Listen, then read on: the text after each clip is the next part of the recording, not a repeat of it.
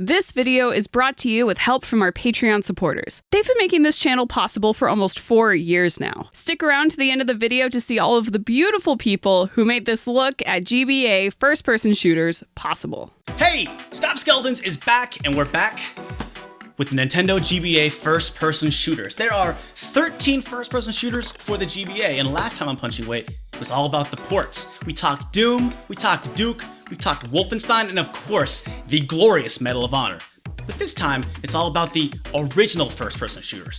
And also, gotta say off the top, not all of these are totally original. We'll break it down when we get there, but strap in, get ready, because Punching Weight starts now.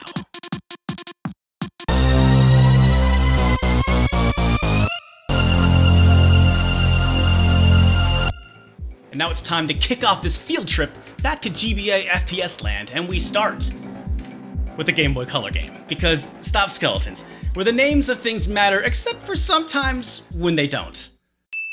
Tyrannosaurus Tex is the sole first-person shooter for the Game Boy Color, though not the greater Game Boy library's sole first-person shooter. You wait your turn, Faceball 2000. Developed by ex-Signasis developers Slytherin, it is an original FPS running off the custom Slit 3D engine. Announced in early 2000s, T-Tex was supposed to be published by Eidos, however, they cancelled it midway through development, though Slytherin actually still finished the game on their own. An unfinished Eidos-era prototype was leaked onto ROM sites, which is what you're seeing here. The finished, completed game was bought by Pico Interactive in 2016 and then released in 2017, and we really want to get our hands on it. It runs and controls pretty well, but it's hard to review this game properly just by going by a prototype. I have a feeling we'll be coming back to Game Boy first-person shooters on a later episode. We just wanted to give T-Tex a quick shout-out. And now on to proper GBA FPSs, and we start with the very first one released for the system, 2001's Backtrack. Okay, so this video is all about GBA originals, and I know people are going to point out that this is technically a PC port released in 1998. However, finding any evidence or footage of that PC version was shockingly difficult. All we were able to muster was a picture of the disc case and a demo. It's at least an honorary GBA original because Backtrack is remembered as a GBA game more than as a PC game if it's remembered at all. And you know what? It deserves to be remembered because it's not that bad, despite some really harsh reviews in its time. It attempted some pretty amazing and ambitious things that altogether make it really unique among these shooters. You are Jim Track, and you must rescue 110 humans on a sprawling alien moon base, crawling with robots, guards, and these awesome skeleton-looking things. As the title suggests, it does involve a fair amount of backtracking. This is one of the game's strengths as well as one of its weaknesses. Instead of a standard string of linear levels, the moon base's large floors are separated by elevators. You do literally have to backtrack after finding security keycards, flip switches to remove barriers, etc. It wouldn't be so bad except that one of its major downfalls are the graphics. First is its truly terrible draw distance. That's not unique to Backtrack per se, especially in the world of GBA FPSs, but Backtrack's draw distance is so bad that it's literally black. In Doom and Wolf 3D, enemies far away were rendered as tiny indecipherable pixels, but here you can't even see them. That's not great, but it's coupled with huge levels whose wall textures are pretty drab and repeat too often. When everything is brown, green, and blue, everything starts to look the same, which makes it super easy to get lost. Without a map, this game would be simply unplayable. And even with the map, I managed to get the worst ending minutes into my playthrough because I got turned around and accidentally exited the moon base. Why are you so mad, man? I'm the best at backtracking. Still, frame rate is pretty good, gunplay and controls are pretty good, enemy design ain't nothing to write home about, though I do really like these skeleton guys. The minor problem is that the enemies will sometimes run away, meaning they'll blast you and then disappear into the black void. It's pretty interesting AI behavior for a game like this. Unfortunately, the technology just wasn't there to back it up. And really, this is quintessential Backtrack. It's got moxie, but it just isn't that successful. Still, its ambition is appreciated. It does a lot of crazy things, like having in-game music and battery-backed saves, both shockingly rare for GBA FPSs, and it's the only GBA FPS to have bot multiplayer, which is cool on its own, but the greatest thing is that it's a wonderful time capsule of 2001. It has all kinds of flowery terms for dying, like fragged, whooped, fired, squished, trashed, and of course, pimped. I mean, I don't think you can really call yourself a gamer until you've been pimped by Bot 1 and Backtrack for the GBA. That's just facts. Overall, I thought it was pretty solid, a lot better than I had heard anyway. A solid middle-of-the-pack title. Backtrack was developed by JB Games, who also made 007 Nightfire, which gives them a pretty good track record for GBA FPSs. And next, we have a pair of games that are not only very good in their own right, they also have a fascinating history behind them. X vs. Sever and Ballistic X vs. Sever. First off, these games were made by Punch and Weight Hall of Famers Crawfish Studios, who were responsible for Driver in Street Fighter Alpha for the Game Boy Color, and the outstanding Street Fighter Alpha 3 for the Game Boy Advance. Both of these games are based on the movie Ballistic X vs. Sever, a box office bomb best known as the worst reviewed film in the history of Rotten Tomatoes. For the record, this used to be on Netflix. I watched it. It's not good, but the worst? Seen way worse. But what's more important is that both of these games are based off of one movie. Now, how in the world is that possible? Great question. The first X vs. Sever game was based on an early draft of the script and came out almost a year ahead of the movie in November 2001. The second game follows the final script more closely and was released alongside the movie in September the following year. Not since The Goonies 2 has a video game movie license been more completely nutso off the wall beautiful. But now on to the actual games. X vs. Sever 1 kinda has two campaigns, one where you play as X, aka Antonio Banderas, and one where you play as Sever, aka Lucy Liu. Except here in the game they look more like the cast of Queen of the Damned, which is an excellent movie by the way. These are different campaigns, but they take place during the same events, so if I'm sniping Lucy Liu while she's throwing grenades in one campaign, in the other campaign, I'm chucking grenades while Antonio Banderas tries to snipe me. The sniper rifle, by the way, is the icing on the cake for a game that already has great gunplay. Everything just feels natural and the controls make sense. L and R are strafe, but pushing them both at once makes you duck, which makes the gunplay feel more active and dynamic. The gameplay itself is standard, basically just complete the objectives. Because the two campaigns are played from opposite perspectives, the game's 12 levels are kind of like 24, but it's a very clever way to recycle levels. Two slight knocks against it: there are no battery backup saves or in-game music, but great sound effects keep the action from feeling dull. Visually, the levels are lacking in the color variety department, but it shines in places like enemy models, which are not all that varied but boast some really nice animations. I had a lot of fun until the 5th level, where you are suddenly tasked with taking on an insane amount of dudes in a very small room. But in that instance, I was actually thankful for Password to let me skip all that. The second game, Ballistic X vs. Sever 2, is an improvement in a lot of ways. The menus are super flashy, and levels are now populated with NPCs that you need to not kill, but it still manages to run great. But overall, I just didn't enjoy it as much as the first one. The biggest change in this game is that X and Sever both have separate campaigns that don't just overlap on each other. Now you would think this would mean more variety, but there's still an over-reliance on reusing levels. For example, the first 4 levels of X's campaign take place in one house. First you must break into the house, and then you spend 2 missions rescuing hostages in the house, and then the 4th mission is you escaping the house through the roof. It feels like one level stretched out into 4, and it happens again for stages 5 through 7, which all take place in a factory. This was one of the last games that Crawfish made, and we can thank Capcom for that. And maybe they just didn't have the resources to fully finish it or make it bigger. But despite that, both these games are fantastic, and for my money, the best on the system. Now technically, Doom and Doom 2 are probably better, but those games are fantastic ports of fantastic games. X vs. Sever, on the other hand, are totally original, and that's more meaningful at the end of the day. And how many times has someone made a movie license game that was more successful than the movie? And then how many have done it twice? These games have no right to be as good as they are, but even removed from that context, they are some of the best FPS action on the GBA.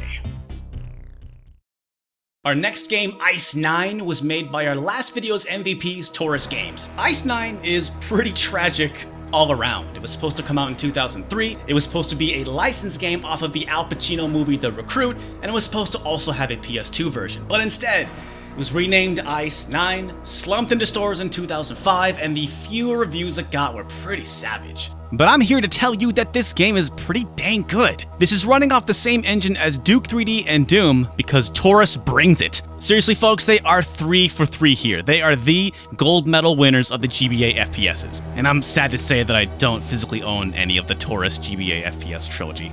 Anyway, the game's story is just legally distinct enough from the story of The Recruit. It starts with you as a trainee in some sort of government spy type situation. The first 3 levels are technically your training levels, as you are a new recruit, but not a new the recruit, or so my lawyers say. I thought these levels were kinda lame, but the game still runs, moves, and plays pretty well. It uses these levels to get you familiar with movement and the different guns, but altogether, it doesn't feel necessary, like it's a leftover from its time as a licensed game. But the game might have the tightest controls of any FPS, plus a generous aiming and a solid frame rate motivated me to stick with it, and once I did, an enjoyable shooter was waiting for me. Levels shine in having varied objectives. Like there's one level full of civilians where you can't be spotted brandishing a firearm, but you must still eliminate enemies and follow a target. Though it's bog standard, kill everyone and get to the exit levels are still a lot of fun. One level that gave me trouble was Mission 6. In this level, you have to hide from cameras lest you get an automatic fail by being spotted. It's a long level and instant restarts made it an absolute slog. I am not ashamed for using save states. The standout thing for Ice 9 is its audio. There is no in-game music, which again, we've seen that that's not unusual for these games, but Ice 9 handles it the best. The silence is filled up with a wonderful variety of ambient noise. There's different sound effects for what surface your character is walking on and where your character is located, from water flowing to wind blowing to mechanical whirring.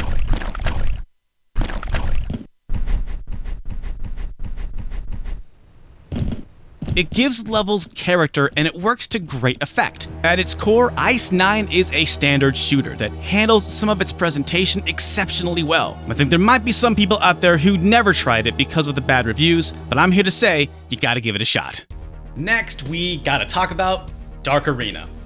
Everything about this game is so absolutely mediocre and dull that I think it's the worst FPS on the system. Made by Graphics State, the makers of Crazy Taxi Catch a Ride and Star X, a shameless Star Fox clone. To be quite frank, the facts surrounding this game are more interesting than the game itself. For example, this is a Doom clone. And not in a it's the 90s and the term FPS hasn't been invented yet kind of way. Dark Arena is literally made off of a modified Doom Jaguar engine, and the level design was outsourced to the modders of the Doom world community. This might literally make it the most Doom clone game in the history of Doom clones. Can you believe it, folks? Can you believe it? Dark Arena takes place on a remote training facility, but then some genetically engineered organisms run amok. You play as Angelina Bradshaw, who's gotta get the heck out of there. Like honestly, this game feels like a collection of other games and ideas that never really come together. Though the levels are designed by Doom World modders, which is really cool, the levels were not put together into a cohesive vision. Rooms often feel too big for their own good, and I had a hard time finding my way around. It's tough to say if they were poorly designed or poorly decorated. Setting this game in a training facility feels like an excuse to have drab levels that lack personality. It's not a great sign that I got lost in the first level because I couldn't tell that this was a door. Overall, it controls okay and runs okay. There's no jumping and no gadgets, which, it's based on Doom, so that's fine. But the guns have no power to them, and the enemy design is weak, and the sound effects have no impact. We've seen that a lack of in-game music doesn't need to be a negative, but only if the sound effects pick up the slack, which is just not the case here.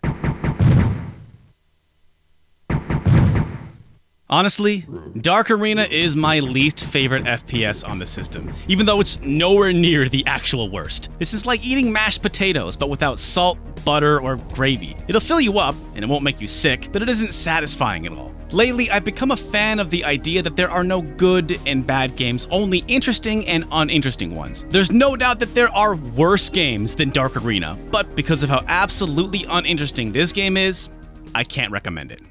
Like, if Dark Arena is the plain boiled potatoes of GBA FPSs, then our next game is the Mountain Dew Baja Blast. It's probably bad for me, many people wouldn't even bother, but it's dumb and it's fun and I love it. Greg Hastings' tournament Paintball Max is the Medal of Honor Underground of this video. A game so patently and objectively horrible that I am a proud owner of a sealed copy.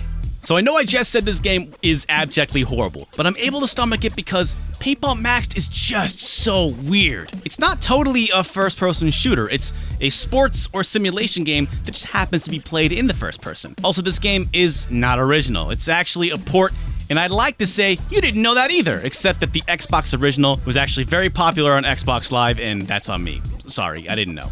Originally, this series was an Xbox exclusive, but the sequel Maxed came out a year later, and on many more systems like the DS and the PS2, but who cares about that? We're talking about the GBA games. The other versions of Paintball Maxed have a gloriously terrible and long intro music video by DJ Lethal from Limp Bizkit and Be Real from Cypress Hill. The GBA was spared this intro and is worse off because of it. There's actually not a lot to this game. The controls have a lot of depth, but the game has almost no content. Paintball Maxed plays like a match-based tournament game. Breaking from every other FPS on the system, the R button shoots and the L button leans. The B button switches what side your gun is on, and A lets you strafe but also lets you crouch and lean up, and it's honestly so confusing and bad, I don't think I can actually explain it. You're gonna have to play it yourself to fully understand. Which again, I recommend you do.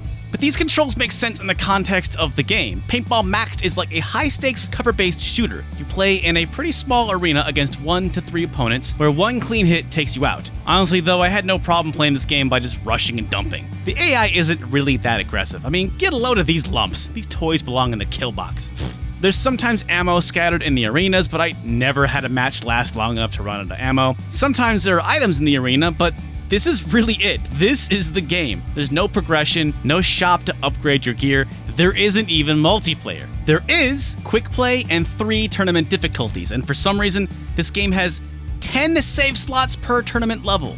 Folks, that means that there are 30 save slots in Mr. Hastings' tournament. And that is amazing. The game does have music, which is terrible, including the menu music, which is really spooky for some reason. And voice work, which is pretty good and taught me tons of paintball lingo. It runs terribly though, which is amazing considering how little is going on, including that a quarter of the screen is taken up by the UI. This game is full of baffling choices, but is absolutely in a class all its own for a GBA FPS, and I will never open my copy. And that's it for Game Boy Advance first-person shooters. That's all of them! Thank you so much for watching. Don't forget to subscribe, and a huge thanks to all of our Patreon supporters for helping make this video. If you want to support the channel and get videos early, get access to the Stop Skeletons from Fighting Discord, or see your name here at the end of every video, please help, please support. Thank you so much for watching. We'll see you again real soon.